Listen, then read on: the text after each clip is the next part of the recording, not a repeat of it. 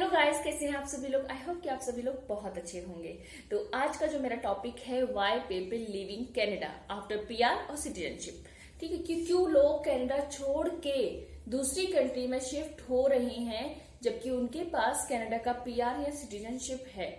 तो आज का जो मेरा टॉपिक है इसी के बारे में, ऐसे ही रीजन के बारे में हम डिस्कस करेंगे कि ऐसे क्या रीजन है कि जो लोग वहां कनाडा छोड़ना चाहते हैं या छोड़ रहे हैं। एक न्यूज एजेंसी के थ्रू, जो कनाडा की न्यूज एजेंसी है, उसके थ्रू 23% लोग कनाडा को छोड़ रहे हैं पीआर और सिटीजनशिप मिलने के बाद। लास्ट ईयर कनाडा गवर्नमेंट ने 4,50,000 लोगों को आईटीए दिया था और इस साल 4,65,000 लोगों को आईटीए मिलने की संभावना है। दैट मीन्स कि कनाडा गवर्नमेंट को बहुत सारे कैंडिडेट्स की रिक्वायरमेंट है और लोगों का जो ड्रीम कंट्री है वो भी कनाडा है। बट ऐसे क्या रीजन है कि जो कनाडा में जाने के बाद वहां से लोग वापस जा रहे हैं या अपनी होम कंट्री जा रहे हैं या फिर यूएस शिफ्ट हो रहे हैं या फिर जो भी नियर बाई कंट्री है, जहाँ नियर बाई कंट्री है, ऑस्ट्रेलिया, न्यूजीलैंड, कहीं भी और शिफ्ट हो रहे हैं, वो कनाडा नहीं रहना चाहते। तो आज हम ऐसे ही रीजन के बारे में डिस्कस करते हैं। तो वीडियो को ज्यादा लंबा ना करते हुए हम डायरेक्ट मूव हैं रीजन के ऊपर। तो चलिए वीडियो को स्टार्ट करते हैं।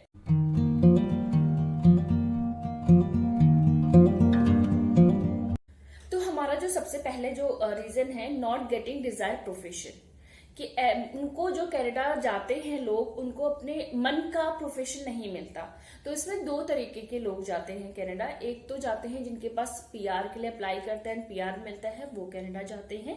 एंड दूसरे होते हैं जो स्टूडेंट वीजा पे जाते हैं, वहां पे पढ़ाई करते हैं एंड देन पीआर अप्लाई करते हैं। तो हम पहले बात करेंगे जो लोग इंडिया से पीआर वीजा पे जाते हैं, अपनी जिस भी कंट्री से, वो बांग्लादेश, नेपाल, पाकिस्तान, जिस भी कंट्री से वो कनाडा जाते हैं, पीआर वीजा अप्लाई करने के बाद जाते, पीआर मिलने के बाद जाते हैं।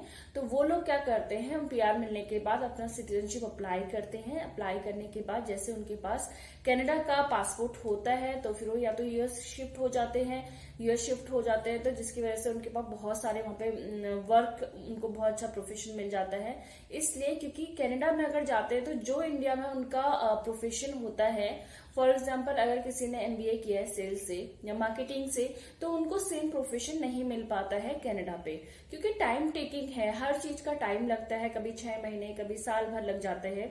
तो लोगों का जो वहां पे लिविंग एक्सपेंस है वो बहुत हाई है, जिसकी वजह से वो अपना लिविंग एक्सपेंस नहीं निकाल पाते हैं, क्योंकि वो कोई और जॉब नहीं करना चाहते हैं। अगर आप जाते हैं कनाडा पे तो आपको ये बिल्कुल भी नहीं, बहुत बड़े बड़े बड़े सपने लेके आप जाइए, लेकिन अगर उनको पूरा करने के लिए टाइम तो दीजिए। ऐसा नहीं कि आपके जाते ही वहां पे लोग बैठे होंगे आपको जॉब देने के लिए, तो ऐसा पॉसिबल नहीं है।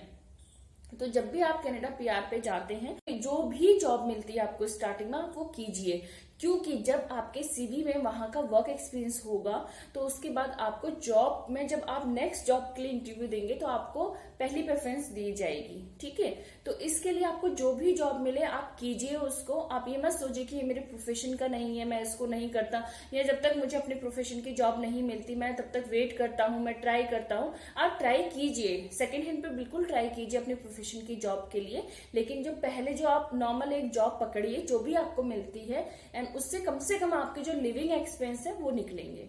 अब सेकंड आते हैं स्टूडेंट वीजा। स्टूडेंट वीजा पे जो लोग, क्यों वहां पे स्टूडेंट वीजा में जाने के बाद लोग क्यों दूसरी कंट्री में शिफ्ट होते हैं। स्टूडेंट वीजा पे जाते हैं, 2 साल, 3 साल, 4 साल का डिप्लोमा डिग्री करते हैं, उसके बाद फिर वो अप्लाई करते हैं पीआर के लिए। पीआर अप्लाई करने के बाद फिर वो मूव होते हैं। क्यों? क्योंकि उनके पास भी सेम जो उन्होंने एजुकेशन करी होती है उस फील्ड का उनको प्रोफेशन नहीं मिलता और वो कुछ और जॉब नहीं करना चाहते। मीन्स कि अगर वहां पे जाएंगे आप, गैस स्टेशन, स्टोर कीपर, इन सब की जॉब इजिली मिल जाती है और अच्छा पे भी होता है, कि जिससे आपके नॉर्मल लिविंग एक्सपेंस निकल जाए। तो अगर आप कनाडा जाते हैं तो आप वहां पे कोई भी जॉब पकड़िए। आप ये मत सोचिए कि जो आपका डिजायर प्रोफेशन है वो नहीं मिल पा रहा है तो आपको उस कोई भी मिले प्रोफेशन, आप उस पर जॉब तो कीजिए, एटलीस्ट वहां के वर्क कल्चर को तो जानिए।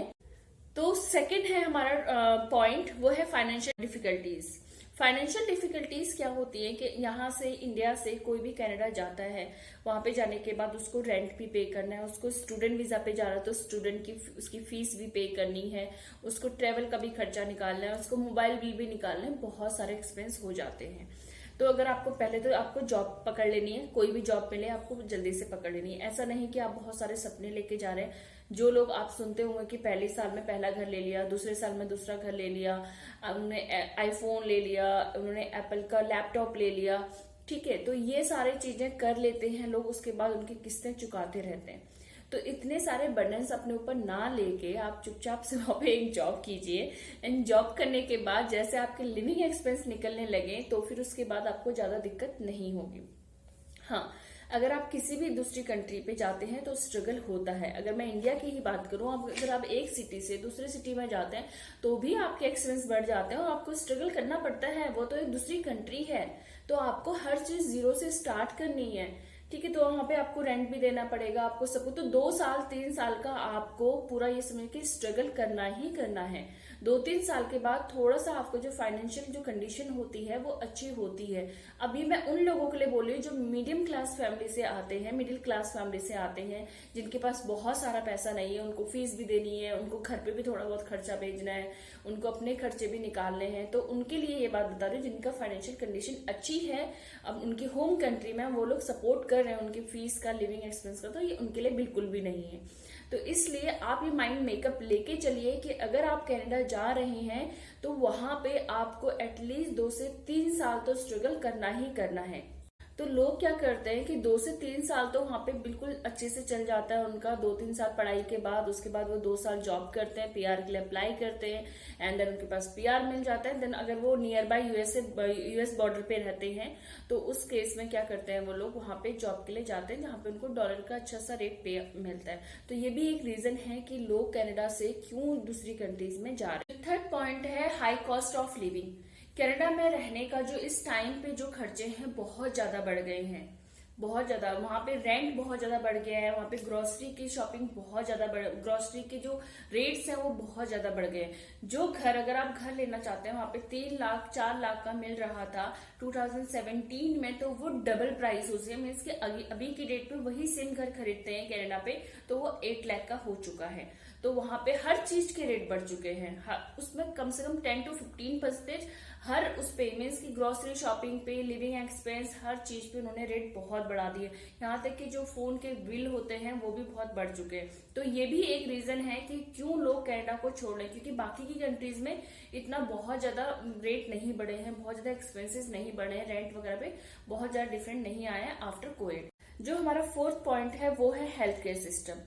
अभी तक की मैंने अपनी सारी वीडियोस में बताया कि कनाडा में आपको फ्री मेडिकल सर्विसेज मिलेंगी, वहाँ का हेल्थ केयर बहुत अच्छा है, वहाँ के बहुत सारे बेनिफिट हैं फॉर द हेल्थ से रिलेटेड। इंश्योरेंस आपको बहुत सस्ता मिल जाएगा, बट इसका एक माइनस रीजन भी है, कनाडा में आपको 3 चीजों का हेल्थ बेनिफिट नहीं मिल पाएगा। कनाडा गवर्नमेंट नहीं देती है, बाकी अगर कुछ एम्प्लॉयर हैं उसको कवर करते हैं, बट कुछ एम्प्लॉयर। सबसे पहले जो है डेंटिस्ट, अगर आपको दांतों से लेकर कुछ भी प्रॉब्लम है टीथ से रिलेटेड तो उसमें आपको पूरा का पूरा पे करना पड़ेगा। कई केसेस में तो ऐसा होता है जो लोग कनाडा रहते हैं सिर्फ अपने दांतों का इलाज करवाने वो इंडिया आते हैं एंड यहाँ पे इलाज करवा के वापस कनाडा जाते हैं तो भी उनको सस्ता पड़ता है, टिकट्स वगैरह सब कुछ मिला के, तो भी उनका वहां के जो खर्चे होते हैं उससे कम पड़ता है। एंड सेकेंड आता है विजन।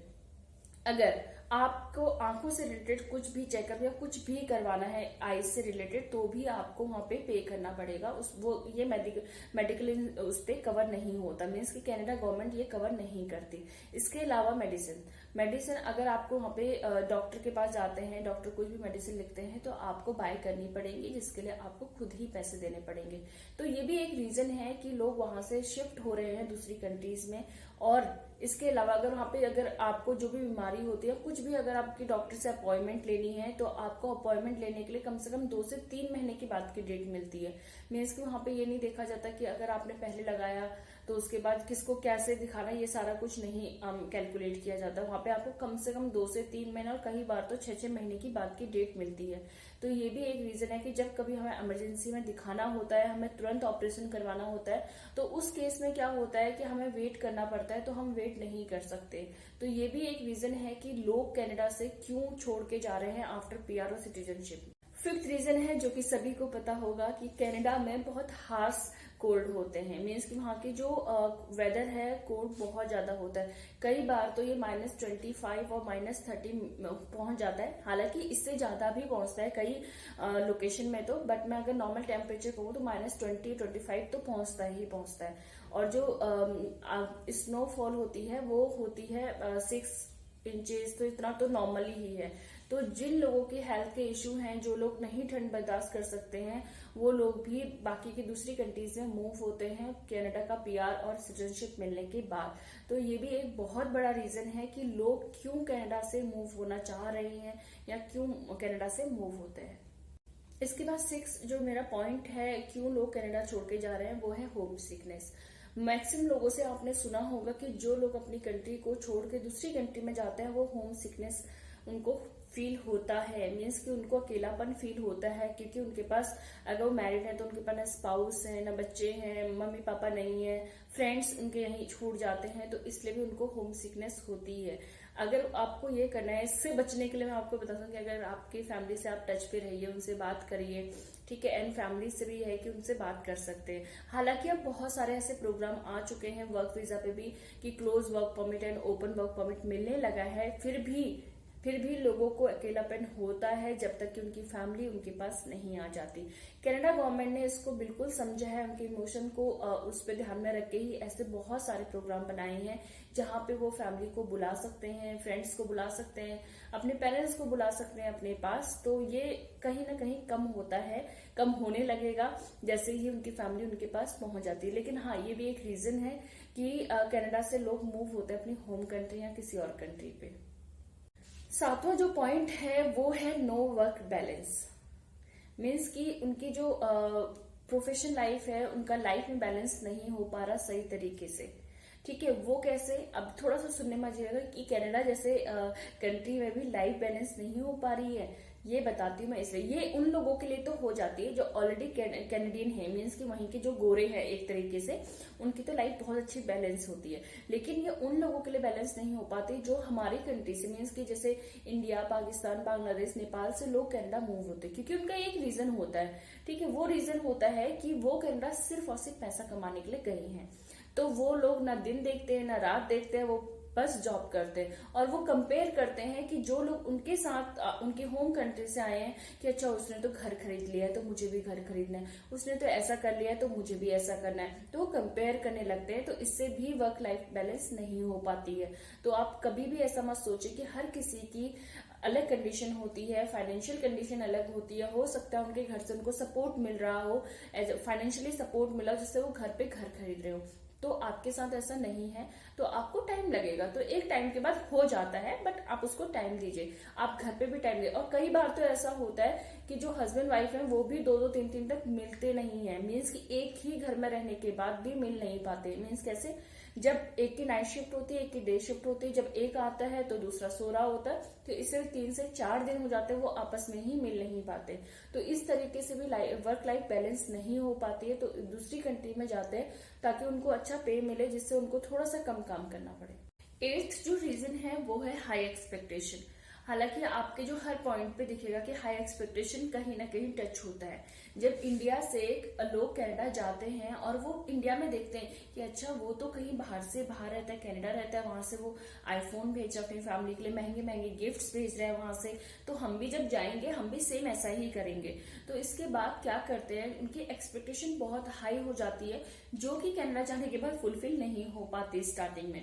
तो स्टार्टिंग के 3 से 2-3 साल तो उनको स्ट्रगल करना ही पड़ता है। अगर आप इंडिया में भी एक सिटी से दूसरी सिटी में जाएंगे तो आपको 2 से 6 महीने, साल भर लग जाते हैं उस सिटी में सेटल होने पे, वहां पे घर देखने पे, सब कुछ सेटल होने पे इतना टाइम लग जाता है। जॉब के साथ बैलेंस करने के लिए एंड पर्सनल लाइफ को बैलेंस करने में इतना टाइम लग जाता है। तो बहुत ज्यादा हाई एक्सपेक्टेशन लेकर मत जाइएगा। ये सोचिए कि जैसा होगा हम कर लेंगे, बस ये सोच के अगर जाएंगे तो बहुत अच्छी आपकी प्रोग्रेस होगी। तो बहुत ज्यादा हाई एक्सपेक्टेशन बिल्कुल मत लगाइएगा। तो अब कुछ लोगों का ये भी क्वेश्चन हुआ कि अच्छा, तो अगर वहां से लोग इतना छोड़ के जा रहे हैं, अगर इतना ही वहां पे प्रॉब्लम्स हैं, इतने ज्यादा एक्सपेंसेस हैं, तो क्यों लोग डायरेक्टली यूएस या फिर ऑस्ट्रेलिया या फिर न्यूजीलैंड क्यों नहीं शिफ्ट हो रहे हैं, क्यों कनाडा ही जा रहे हैं? तो उसका एक रीजन है कि कैनेडियन पासपोर्ट का, अगर आपके पास कनाडा का पासपोर्ट और उसके बाद सिटीजनशिप मिल जाती है, मीन्स की पासपोर्ट मिलने के बाद आपको 185 कंट्रीज आप घूम सकते हो ऑन अराइवल वीजा पे। मीन्स कि आपको स्पेशली वीजा लेने की जरूरत नहीं पड़ेगी। तो ये एक बहुत बड़ा बेनिफिट है कि 185 कंट्रीज में आप लेके घूम सकते हो। तो ये एक रीजन है, ठीक है। तो वहां पे क्या होता है कि वहां पे उसके बाद क्या करते हैं कि लोग हर कंट्री थोड़े थोड़े दिन रह के भी आ सकता है, और उसके बाद वो देख सकता है कि कहाँ पे कौन सी कंट्री उनके लिए बेनिफिट है, तो उस कंट्री में वो जा सकते हैं। अगर आपके पास कैनेडियन पासपोर्ट है तो आपको यूएस का वर्क वीजा मिलना बहुत आसान हो जाता है। तो ये एक रीजन है कि बहुत सारे चीजों की वजह से लोग कनाडा से दूसरी कंट्री शिफ्ट हो रहे हैं, पर इसका मतलब ये नहीं कि लोग जा नहीं रहे। वहां पे बहुत सारे लोग, अगर आप बोलो ना कि फ्लाइट भर के जा रही है, चाहे स्टूडेंट वीजा पे चाहे पीआर वीजा पे, हर साल इतने लोग वहां पे कैनेडियन गवर्नमेंट बुला रही है। सिर्फ 23% लोग ही मूव हो रहे हैं, लेकिन ज्यादा लोग वहां पे रह रहे हैं क्योंकि वहां पे बेनिफिट भी बहुत है। बस आपको थोड़ा सा बैलेंस करने की जरूरत है, बहुत ज्यादा हाई एक्सपेक्टेशन नहीं लगानी है। आपको जो भी जॉब मिल रही है स्टार्टिंग में आपको उसको जॉब को करना है। जब आपका प्रोफेशन के डिजायर प्रोफेशन मिल जाएगा तो आप उस जॉब को छोड़ सकते हैं, है ना। तो फिर उसके लिए बहुत ज्यादा सोचिए मत और अपना वीजा अप्लाई कीजिएगा एंड अपनी ड्रीम कंट्री में आप जाइएगा। तो वीडियो मैं यहीं पे खत्म करती हूँ एंड नेक्स्ट वीडियो के लिए आपको वेट रहेगा। और अगर आप मेरी वीडियो यहाँ तक देख रहे हैं तो आप मेरे चैनल को सब्सक्राइब किए बिना बिल्कुल मत जाइएगा। Thank you for watching.